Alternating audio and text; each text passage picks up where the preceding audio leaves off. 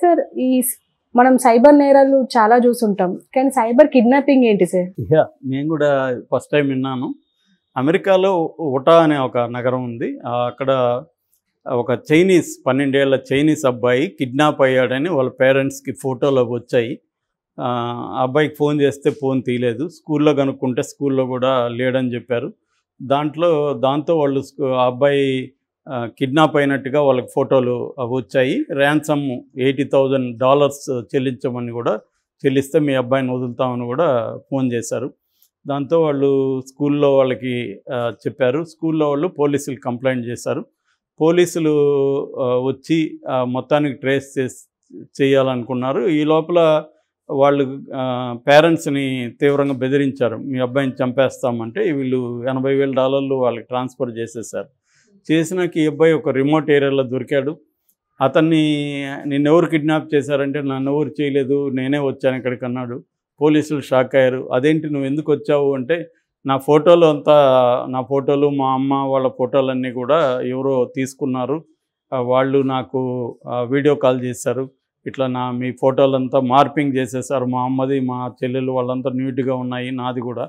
So ఇవన్నీ చేసేసి ఇవన్నీ బయట పెడతాము, సోషల్ మీడియాలో పెడతాము, మీ స్కూల్లో కూడా ఓపెన్గా మీ స్కూల్ వెబ్సైట్లో అన్నిట్లో పెట్టేస్తామని చెప్పారు. దాంతో భయపడి నేను మీరేం చెప్తే అది చేస్తానన్నాను.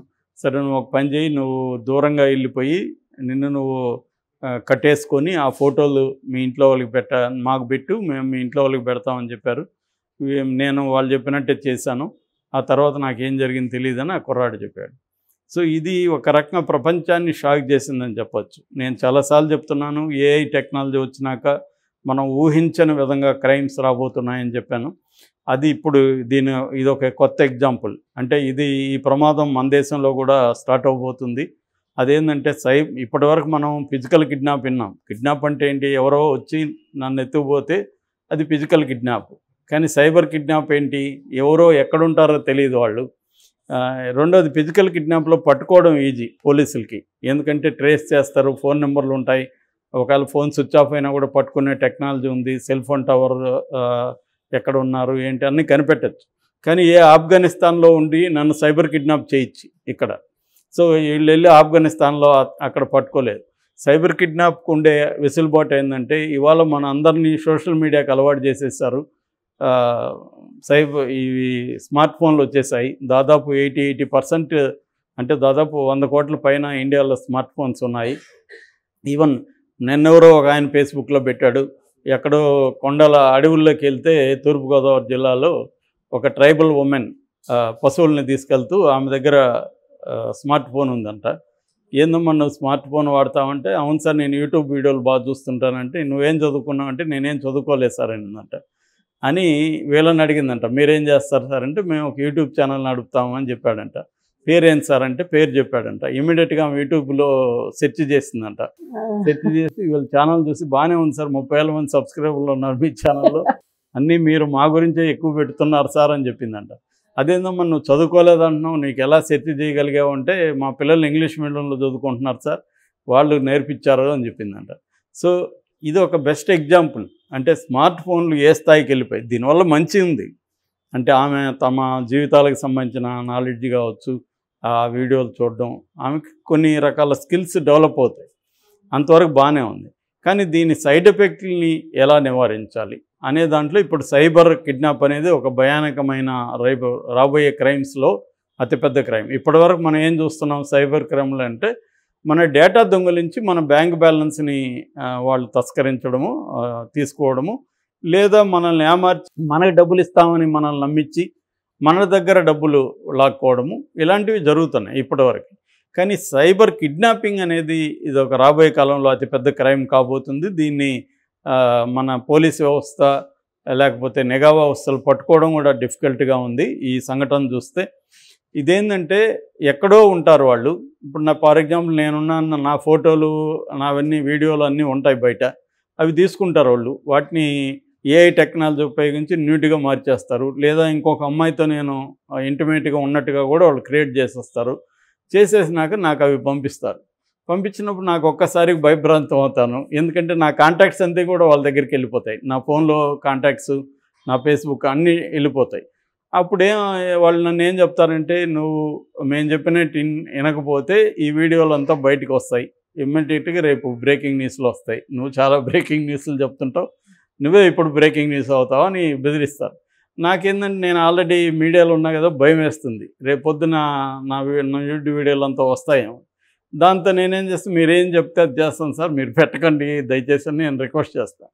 అప్పుడు వాళ్ళు ఏం చెప్తారంటే, నిన్ను కిడ్నాప్ చేసుకున్నట్టు చేసుకోవాలి, నువ్వు దూరంగా వెళ్ళిపోయి స్విచ్ ఆఫ్ చేసుకోపోను, మేము చెప్పిన టైంకి మాత్రమే ఆన్ చేయి అని పలానా టైం చెప్తారు. ఆన్ చేసినప్పుడు వాళ్ళు ఇన్స్ట్రక్షన్స్ ఇస్తారు.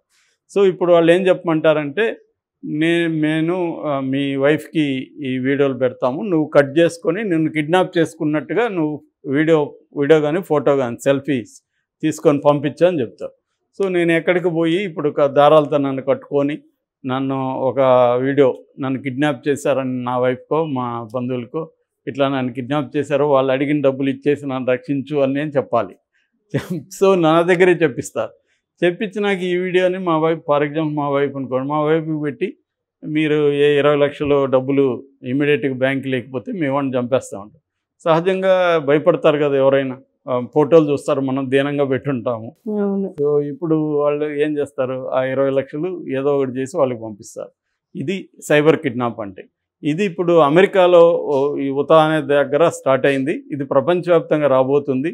ముఖ్యంగా ఇండియాలో వస్తే, ఇండియాలో ఏంటంటే ఇంకా అమెరికా లాంటి సిటీలన్నా హై ఎడ్యుకేషను అంతా ఉంటుంది, ఇక్కడ ఇంకా ఎడ్యుకేషను ఇవన్నీ కూడా చాలా తక్కువ ఉంది. ఇటువంటి దాంట్లో ఇప్పుడు రేపొద్దున డబ్బున్న వాళ్ళకంతా ఈ ప్రాబ్లం స్టార్ట్ అవబోతుంది. సో దీన్ని ఎలా డీల్ చేయబోతున్నాం, దీన్ని ముందే ప్రివెంట్ చేయాలంటే ఏం జాగ్రత్తలు తీసుకోవాలనే దానికి FBI అంటే federal bureau of investigation America వాళ్ళు కొన్ని సజెషన్స్ ఇచ్చారు. అదేంటంటే, మీరు ఎక్కడికి పోయినా మీ ఫోటోలు వీడియోలు సోషల్ మీడియాలో పెట్టేయడం అలవాటు చేసుకుంటున్నారు, అది తగ్గించండి, మానుకోండి. ఒక ఫోటో అప్లోడ్ చేయాలంటే కూడా 100 సార్లు ఆలోచించండి. ఎందుకంటే మీ ఫోటోలు లేకుండా ఉంటే మిమ్మల్ని ట్రేస్ చేయడం కష్టం. సో కాబట్టి సోషల్ మీడియాలో ఫోటోలు వీడియోలు పెట్టడం మానేయండి అన్నారు. అది మానలేము, ఇవాళ అలవాటైపోయింది. రీల్స్ ఇవన్నీ అలవాటైపోయింది. అది వెరీ వెరీ డిఫికల్ట్. కానీ అది మెల్లమెల్లగా తగ్గించుకోవాలి. ముఖ్యంగా అమ్మాయిలు ఎక్కువ తగ్గించుకోవాలి. రెండవది అంటే అబ్బాయిలు అంటే కొంచెం 1, 2 జరిగినాక న్యూడ్ ఫోటోలు పెట్టుకోరని నేను కూడా ఇస్తాను, ఇంకా కావాలంటే అని అనొచ్చు అబ్బాయిలు. కానీ అమ్మాయిలు అలా అనే పరిస్థితి ఇంకా మన సమాజంలో లేదు. నేను అమ్మాయిలకు కూడా అదే చెప్తున్నా చాలాసార్లు, మీ న్యూడ్ ఫోటోలు ఎవరన్నా పెడతా అంటే ఇంకా నేను ఇస్తాను, పెట్టుకోండి అనండి, ఏం కాదు, ఏమవుతుంది, అందరూ న్యూడ్ బాడీసే, మనం అందరూ బట్టల కింద, ఏం కాదని చెప్తున్నాను. ఎందుకంటే ప్రాణం కంటే సోకాల్డ్ మానవం అనేది ఏమీ గొప్పది కాదు. రెండోది, ఆ మిత్తు పోతే ఏముండదు, అదొక గిల్ అంటారు కదా, అలాగే చూస్తే ఏమవుతుంది చూస్తే ఏమవుతుంది చూస్తారు అంతే. సో కాబట్టి అలాంటి యాటిట్యూడ్ మనలో రాకపోతే, మనల్ని ఏదైతే వీక్గా వాళ్ళు పెట్టుకుంటారో ఆ వీక్నెస్ మనం చేయకూడదు, చూపించకూడదు ఆ వీక్నెస్. రెండవది, ఎవరైనా పరాయ వ్యక్తులు కాల్ చేసినప్పుడు ఫోన్లు తీయకూడదు. అది ముఖ్యంగా ఏంటంటే, ఇవాళ ఇండియా నెంబర్ లాగానే ఆఫ్ఘనిస్తాన్ నుంచి కూడా మాట్లాడచ్చు, అటువంటి టెక్నాలజీ అంతా వచ్చేసింది. కాబట్టి మన సెక్యూరిటీ సిస్టమ్ ఫోన్లో భద్రంగా పెట్టుకోవాలి. ఖచ్చితంగా ప్రతి ఒక్కరూ ఒక యాంటీవైరస్ సాఫ్ట్వేర్ కొనుక్కొని వేసుకోవాలి, ఫ్రీ కాకుండా. ఫ్రీ వేసుకుంటే ఏంటంటే అది లిమిటెడ్ ఉంటుంది అనమాట. మాల్వేర్స్ ఉంటుంది, లిమిటెడ్ ఉంటాయి. కొనుక్కొని అప్సెల్గా కాస్పరస్కి కానీ చాలా ఉన్నాయి కాబట్టి అవి వేసుకోవడం, వాటితో ఎప్పుడు చూసుకోవడం, సెక్యూరిటీ అనేది బలంగా పెట్టుకోవాలి. మన ఫోను మనకు కానీ దాంట్లో ఫోన్లో ఫేషియల్ ఆప్షన్ ఉంటాయి, రికగ్నిషన్ ఆప్షన్, ఫేషియల్ పెట్టుకోవడం. సెక్యూరిటీకి సంబంధించి రీసెర్చ్ చేసుకొని మన ఈ ఫోన్లో సెక్యూరిటీ ఫీచర్స్ ఏమున్నాయి చూసుకోవాలి. అట్లాగే ఫోన్లో ఏదైనా మాల్వేర్ ఉందా అనేది కూడా చెక్ చేసుకోవాలి. మనం ఇన్స్టాల్డ్ ఆప్షన్స్ అని ఉంటుంది, యాక్సెసిబిలిటీలో ఇన్స్టాల్ ఆప్షన్లోకి వెళ్ళి ఏదైనా ఇన్స్టాల్డ్ అయిన ఇది ఉన్నాయో చూసుకోవాలి. అట్లాగే యాప్ మేనేజ్మెంట్ ఉంటుంది, యాప్ మేనేజ్మెంట్లో ఆండ్రాయిడ్ పేరుతో ఏమన్నా కొత్తగా యాప్స్ ఉన్నాయో, మనకు తెలియని యాప్స్ ఏమన్నాయో చూసుకోవాలి. సో వేరే వాళ్ళ ఫోన్లు తీసుకోవడం, మన ఫోన్లో సెక్యూరిటీ పెంచుకోవడం, మన ఫోటోలు వీడియోలు సోషల్ మీడియాలో ఎక్కువ చేయకుండా ఉండడం, అట్లాగే ఎటువంటి లింక్స్ ఎటువంటి ఇవి వచ్చినా క్లిక్ చేయకుండా ఉండడం.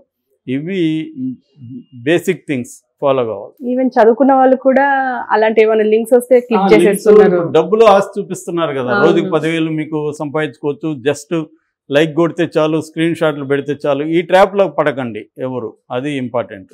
ఓకే ముఖ్యంగా సార్. వాట్సాప్లో ఈ ట్రాప్స్ ఎక్కువ వస్తున్నాయి.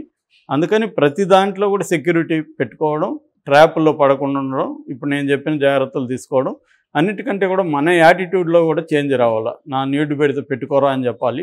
దానికి భయపడిపోయి కిడ్నాపుల్లోకి వెళ్తే మాత్రం సైబర్ కిడ్నాపుల్లో మనం ఇరుక్కుంటాం. అది okay sir, thank you. Thank you.